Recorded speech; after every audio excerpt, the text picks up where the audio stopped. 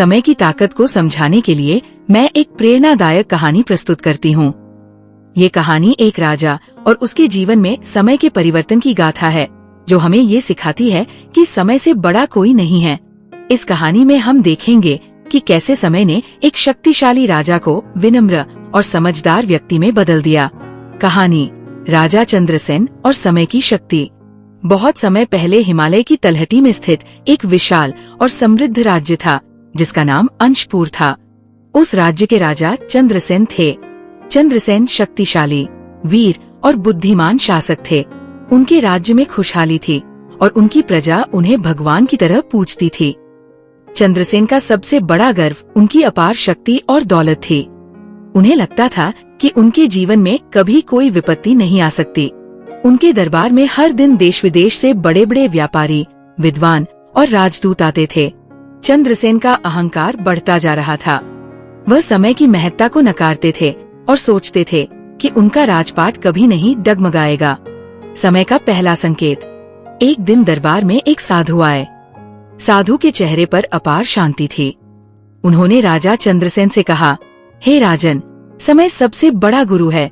जो इसे पहचान लेता है वह जीवन में हमेशा विजयी रहता है, लेकिन जो इसे नहीं पहचानता उसका पतन निश्चित है। राजा चंद्रसेन साधु की बात सुनकर हंस पड़े और बोले, मैं शक्तिशाली राजा हूँ। मेरे पास सेना, धन और मान सम्मान सब कुछ है। समय मेरी क्या बिगाड़ सकता है? साधु ने मुस्कुराते हुए कहा, राजन, समय सदा एक जैसा नहीं रहता। जब समय पलटेगा तब आपको मेरी बात याद आएगी। यह कहकर साधु वहाँ से चले गए, समृद्धि से विपत्ति की ओर। कुछ वर्षों तक सब कुछ ठीक चला। राजा चंद्रसेन के राज्य में समृद्धि थी, लेकिन फिर अचानक मौसम ने करवट ली। राज्य में भयंकर सूखा पड़ा, फसलें नष्ट हो गईं, प्रजा भूख से तड़पने लगी।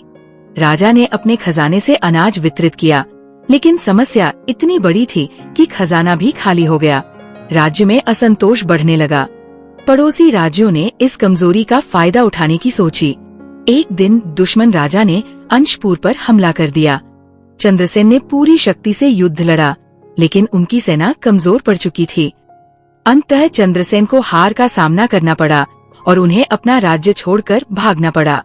समय का दूसरा सबक। राजा चंद्रसेन अब एक साधारण व्यक्ति की तरह जंगलों में भटकने लगे। उनके साथ न तो सेना थी, न ही कोई धन। उन्होंने साधु की बात को याद किया और उनकी आंखों में आंसू आ गए।